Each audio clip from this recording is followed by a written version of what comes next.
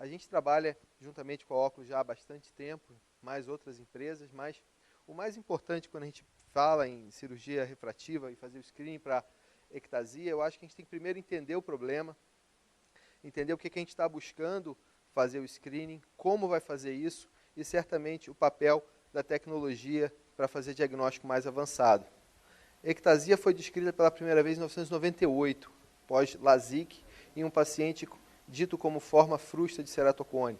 Foi um trabalho, é um dos trabalhos mais citados da literatura em oftalmologia, pelo professor Sile, em 1998, e realmente ele traz para a gente algumas informações, porque é um problema relativamente raro, está na ordem de um caso para cada 4.000 hoje, já foi um caso para cada 150, 200, em algumas séries mais antigas, mas hoje é um caso relativamente raro, mas é um problema relativamente grave, que a gente tem que entender que a prevenção é a melhor estratégia. Entender os fatores de risco. Esses fatores de risco começam a ser entendidos se você pensar no pré-operatório. E quando você coloca o pré-operatório, tem 3 palavrinhas aqui que podem ser diferentes. Você falar pré-operatório em relação à doença ectática pré-operatório ou pré-operatório com uma topografia alterada. São 2 coisas diferentes. Existem topografias alteradas que não são doenças ectásicas. Outras questões do pré-operatório, a idade do paciente, a paquimetria mais baixa. A gente sabe que tem córnea fina que não tem doença e tem córnea até relativamente grossa que tem doença. A questão da quantidade de tecido que você vai alterar. Excesso de laser, não só em altas correções, como múltiplos retratamentos. Se o flap é mais grosso, de alguma forma o flap e ou a ablação fazer o leito residual ser menor do que pode ser alterado. E no passado, quando você tinha zonas óticas pequenas, a zona ótica pequena fazia um fator de risco. O que é relativamente paradoxal, porque quando você trata menos zona ótica, você tem menos tecido alterado. Mas tem um trabalho bem interessante do Carlos Argento que mostra que a zona ótica pequena é um fator de risco para ectasia. E a prevenção, ela é relativamente ligada a entender os fatores de risco, sabendo que eventualmente 20% dos casos que não têm fatores de risco têm o screening, vão ter ectasia e vão ter casos com fatores de risco que têm casos estáveis. Então, isso faz com que a gente tenha que ir além. Quando a gente fala ir além, é sem falar que não precisa mais do que já tem, mas ir além do que já tem, principalmente a topografia e a paquimetria. E esses fatores de risco a gente divide em 2, os do paciente e os da cirurgia. E a patofisiologia da ectasia, ela tem a ver com 2 coisas. Ou o paciente tem uma doença no pré-operatório, ou uma cirurgia que enfraqueceu muito. O conceito talvez mais importante que a gente traz é que a biomecânica da córnea pode ser alterada em qualquer paciente. Então, qualquer córnea pode eventualmente desestabilizar e fazer ectasia. O professor Barraquer, durante toda a sua brilhante carreira, fez os trabalhos do que seria seguro. E ele foi para o 250 micra, ele tinha uma função de meia espessura da córnea, mas a gente sabe que tem casos com espessura muito fina do leito residual que estão estáveis, e o contrário também acontece. Nesse trabalho, foi a primeira publicação em 2001, a gente mostrou que realmente a identificação do pré-operatório e em relação a 250 micra, a gente propunha mais do que meia espessura da córnea central. Nosso colega Marconi, ele, com uma ideia bastante simples, mas bastante inteligente, ele promoveu o PTA, que é uma função matemática relativamente fácil de você fazer, que é o flap mais ablação dividido pela espessura da córnea, e trouxe 40% como o limite para alteração. Então, você teria que deixar 60%, a gente estaria propondo 50%. Novamente, a gente tem casos de ectasia, mesmo com topografia normal, e mesmo quando você tem a topografia normal e um PTA abaixo de 40, na verdade, metade das ectasias que a gente tem catalogadas hoje tem essa situação. Então, tudo isso ajuda. E você tem que pensar na matemática. Quando você pensa na matemática, a primeira coisa, se você vai usar o ponto mais fino da córnea. E aqui começa você a pensar na necessidade da propedêutica. Se você fala no ponto central, esse ponto central pode ter até 30 micras de diferença do ponto real mais fino. Então, você precisa saber qual é o ponto mais fino. E, para isso, você precisa de ter uma avaliação tomográfica, como a do Pentacam. Outra questão importante é a variabilidade do flap. Esse caso teve ectasia só no olho direito, que teve um flap mais grosso. O olho esquerdo fez um flap parcial na primeira cirurgia, na segunda cirurgia fez um flap mais fino, esse olho ficou estável. Então, o flap faz diferença. Então, quando você fala em risco para ectasia, você tem que pensar no risco da córnea e no risco do procedimento. E a gente sabe que um flap mais fino, tanto feito com microcerátomo de boa qualidade, como o Moriá, ou com laser de Fento segundo, ou mesmo o Smile, ou mesmo a cirurgia de superfície, são cirurgias que você tem menos alteração na estrutura da córnea. Mas é fundamental, mesmo que você faça, em todos os casos PRK, você faça uma avaliação da estrutura da córnea.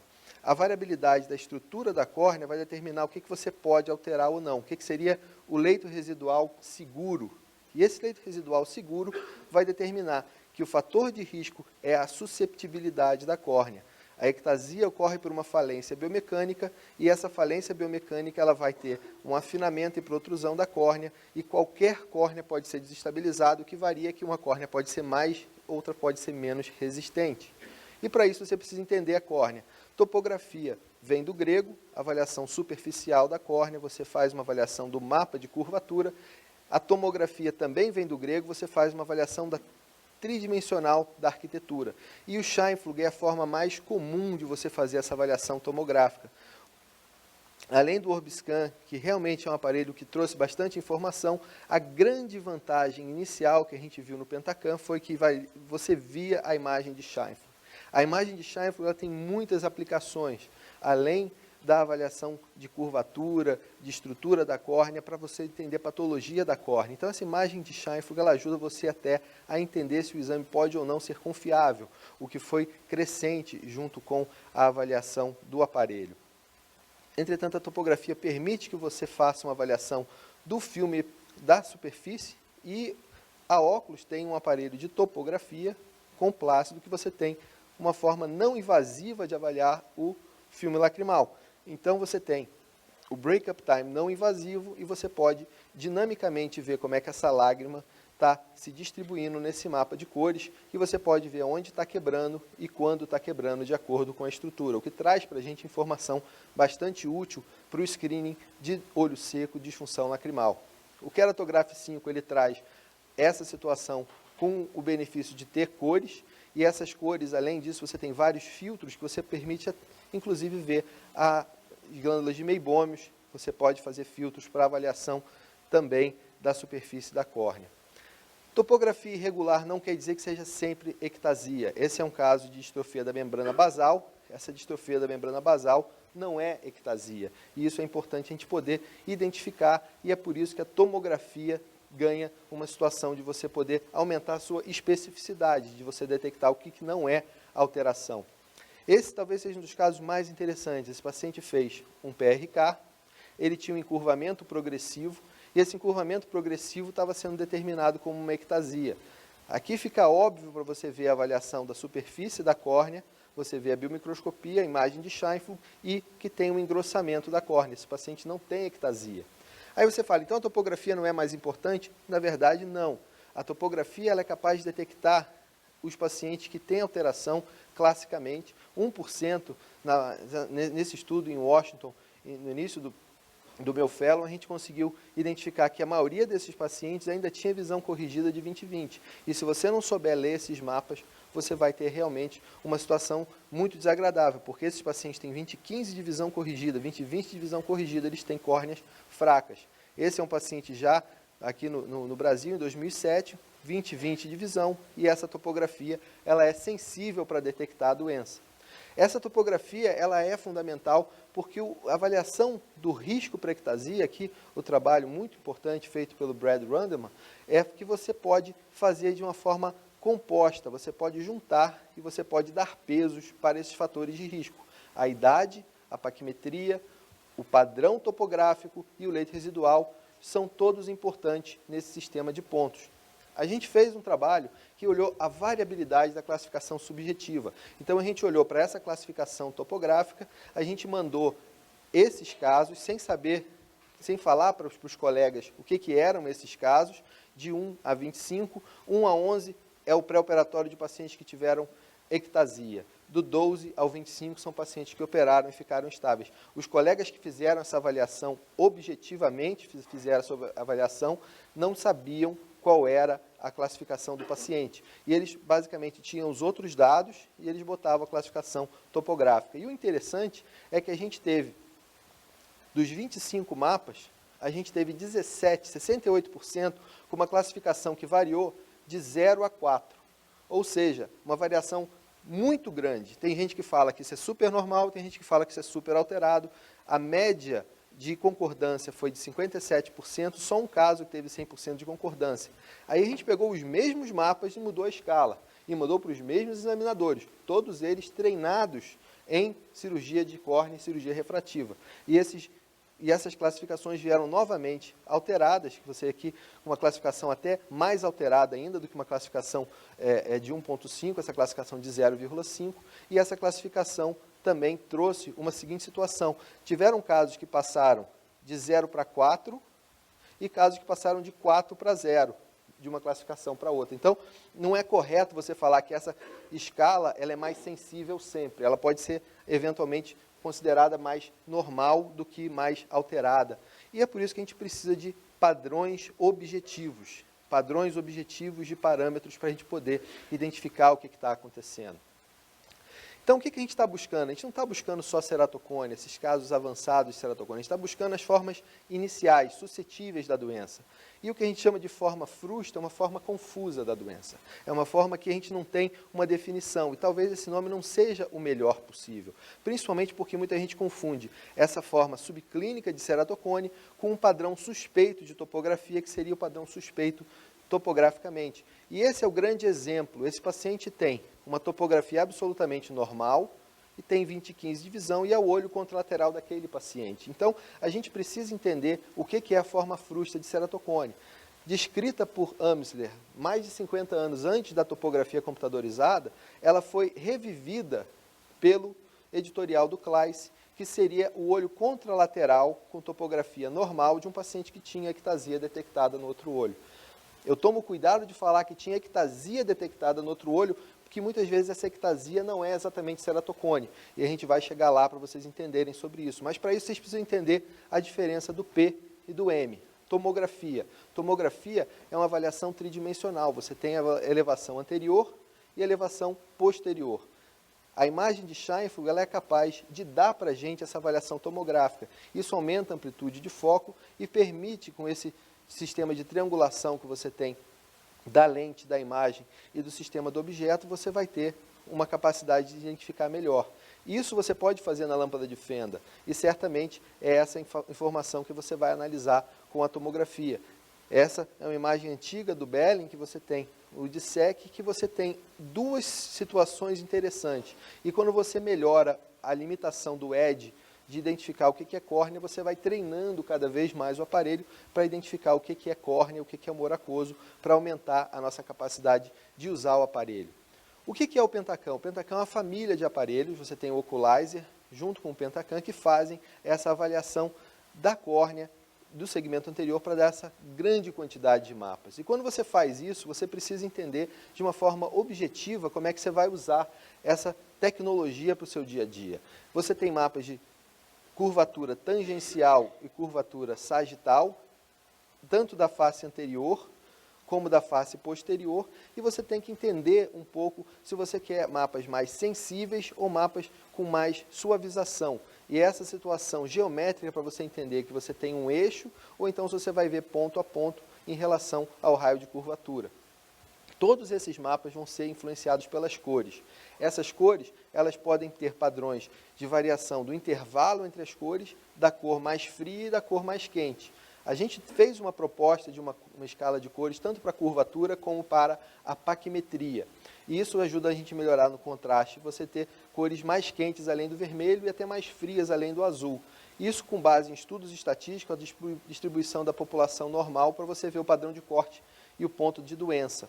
O mapa de paquimetria, por exemplo, você tem a média de 550 com desvio padrão de 30, e um melhor número que separa o normal de ceratocone seria em torno de 500. Para separar normal de Fuchs, seria em torno de 600. Mas olha que interessante, você tem aqui pacientes com ceratocone com espessuras relativamente bem normais. E tem pacientes também com Fuchs, que tem espessuras até relativamente baixas.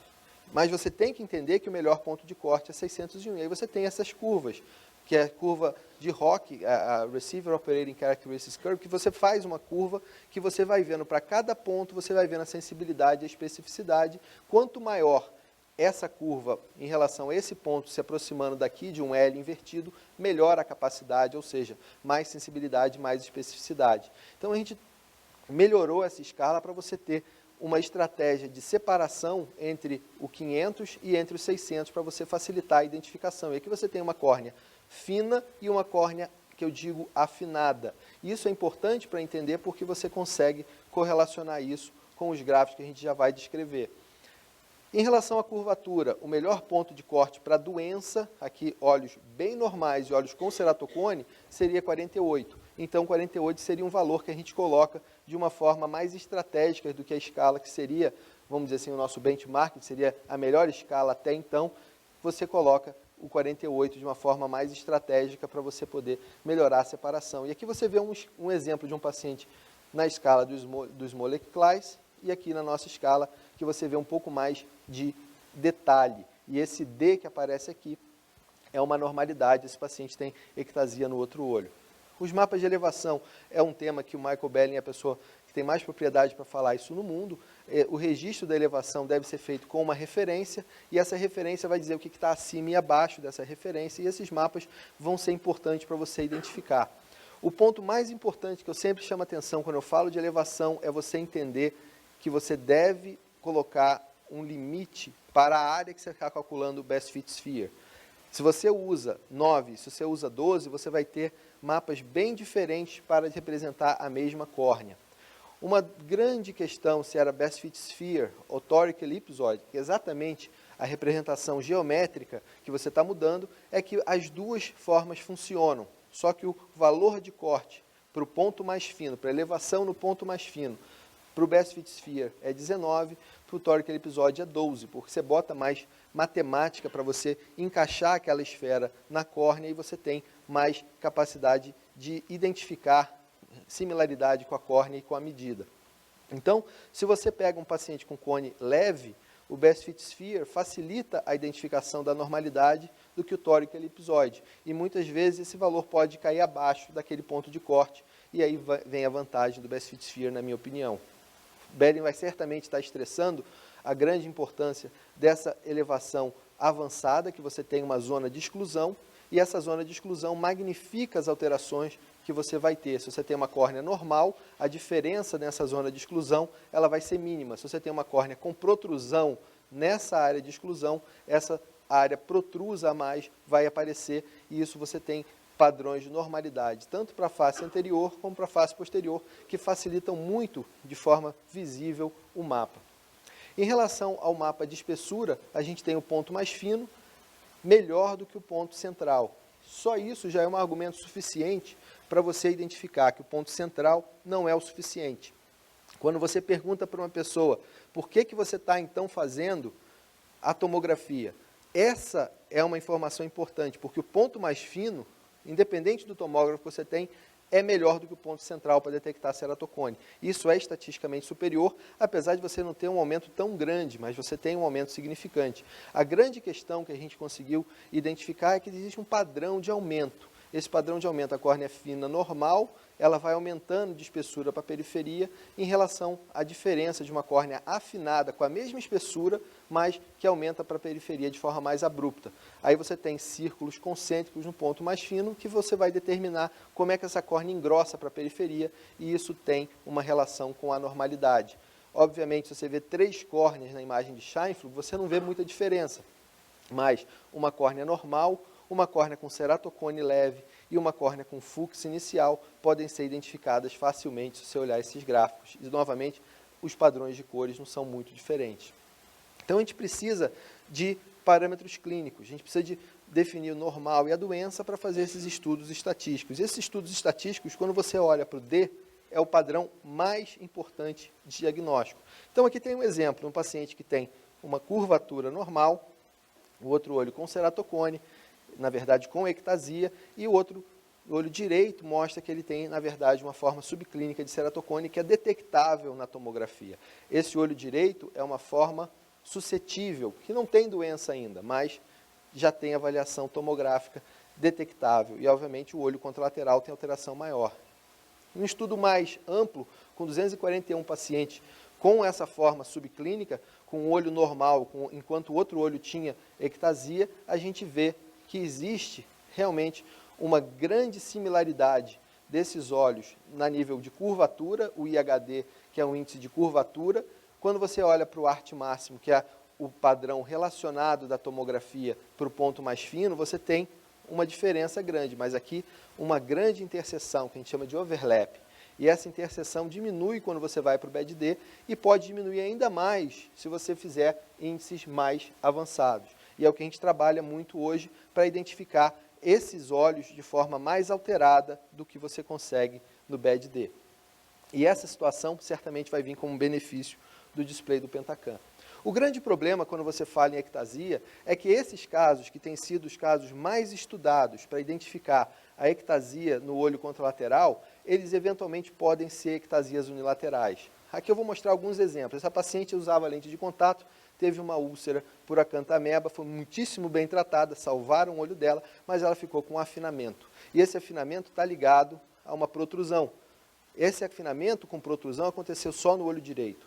O olho esquerdo é absolutamente normal. Ela não tem doença no olho esquerdo. O que ela tem é uma ectasia unilateral. O olho esquerdo é tomograficamente normal, enquanto que o olho direito tem uma ectasia. Ela não tem ceratocone, ela tem ectasia. Isso pode acontecer naturalmente, se o cara coçar muito o olho. Poucas coisas são 100% de concordância entre especialistas. 100% de concordância que coçar o olho está diretamente relacionado com ectasia, tanto com o agravamento como com o aparecimento da doença.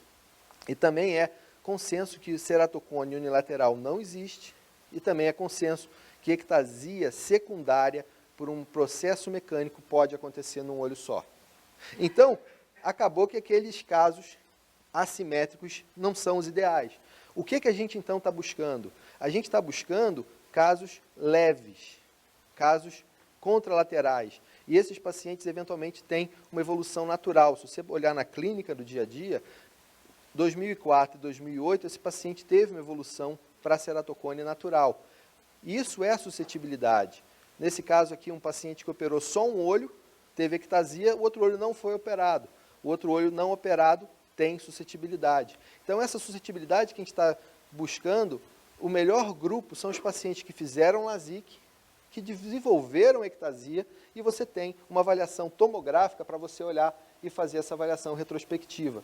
Então, novamente, ectasia pode acontecer em qualquer córnea, e você depende do que você vai alterar a córnea para você ter ectasia. E nesse caso, por exemplo, você tem uma topografia relativamente normal, obviamente aparece chifre na cabeça de cavalo, depois que você sabe que tem ectasia, todo mundo vai falar isso aqui é patognomônico de ectasia, nunca poderia ter operado, mas fica mais fácil de você identificar na avaliação tomográfica. E esses seriam números que a gente coloca como guidelines, mas esses números não são ideais, não são próximos dos ideais. Nesse trabalho que a gente fez, a gente pegou olhos estáveis e comparou com olhos com doença. Os primeiros 23 olhos, a gente fez um algoritmo que considerou o RSB, o leito residual, o BED-D e a idade.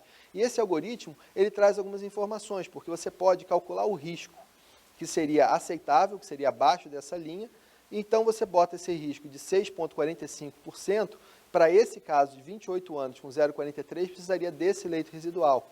Se você pega uma outra situação, você pega 25 anos com 1,16, você precisaria de 385. Então, você vê se o paciente é ou não é um candidato para cirurgia. Expandindo o número de olhos com ectasia que a gente tinha o diagnóstico pré-operatório, a gente vê que a capacidade desse tipo de algoritmo não é tão boa, então a gente tem que melhorar mais. E aí você tendo aqui 60 olhos, agora com 115 olhos, a gente tem capacidade de identificar melhor. Novamente, o D é o melhor parâmetro, mas ele não é ideal. Por quê? Porque a sensibilidade dele tem muito caso que ainda não pegou, e a especificidade dele também não é tão boa. Então a gente precisa de além. E esses Enhanced Susceptibility Screening, que a gente consegue identificar, a gente consegue realmente melhorar a nossa capacidade para fazer um diagnóstico em 100% dos casos, ou mais de 90%. Quando você bota um intervalo de confiança, você vai pelo menos 99%, e você tem uma especificidade que não perde 10% dos casos de falso positivo. Isso é o que a gente está trabalhando em conjunto com o nosso amigo João Marcelo Lira e o Aidano Machado, o professor Aidano Machado da computação, com o nosso trabalho do Brain, que é justamente para fazer isso. Tem coisas que a gente sabe que sabe, tem coisas que a gente sabe que não sabe. Mas as coisas que a gente não sabe que não sabe, são as coisas que a gente tem que, na verdade, saber que não sabe, para eventualmente um dia poder, de certamente, saber. E aqui está. Parecia a Dilma falando, né? Parece a Dilma falando. Esse é o discurso da Dilma. Dilma. Ai, ai. Bom, queridos, então, o que a gente tem hoje de evolução? O Ultimate Screening, né, que seria o que a gente faz hoje, é um trabalho que a gente está fazendo o TBI, que é a conjunção do Pentacan junto com o Corvis. O que é o Corvis? É um sistema de tonometria de sopro com imagem de Scheimpflug que faz avaliação tomográfica junto com o Pentacan e você consegue identificar. Então, aqui, rapidamente, esse é o pôster que a gente está levando para ESCAS agora. Você tem olhos estáveis. Esse aqui são os olhos com ceratocone. Olha a separação, como é que fica muito maior. E esses são os olhos contralaterais de pacientes que têm ectasia. E aqui são os que têm forma frustra. Esse aqui são as topografias normais. E você vê que a separação ainda é muito maior. Mas você ainda tem casos aqui que a gente considera realmente que esses casos sejam realmente os casos que são representantes das ectasias unilaterais. Aqui tem um exemplo muito interessante de um paciente que você vai ver que a topografia é normal e a tomografia também é normal, mas a avaliação biomecânica, ela consegue detectar alguma alteração que quando você combina, esse paciente tem suscetibilidade. É muito difícil você pegar esse olho isolado com 20/15 de visão, sem correção, falar que ele tem ceratocone. Mas eu posso ver que a tomografia é normal, mas a biomecânica tem alguma coisa que já é detectável, e isso seria o nosso pré-teste. O outro olho, que é o olho com a ectasia clínica, eu posso aqui dizer ceratocone, esse paciente é o olho que coçou mais, fenotipicamente, esse paciente já é detectado como doença. Então, nossa capacidade de identificar a mais, ela vai avançando sempre. Entender a tecnologia, tanto na tomografia como no estudo biomecânico, é realmente fundamental. Por que eu acho que o Scheimpflug, então, é a forma mais acurada? Porque você tem parâmetros objetivos, com base em literatura crescente, e o futuro da integração tomográfica e biomecânica é certamente o melhor futuro que a gente pode ver para diagnosticar a ectasia. Certamente mais vai vir por biologia molecular, genética, mas hoje é a integração tomográfica e biomecânica. Obrigado.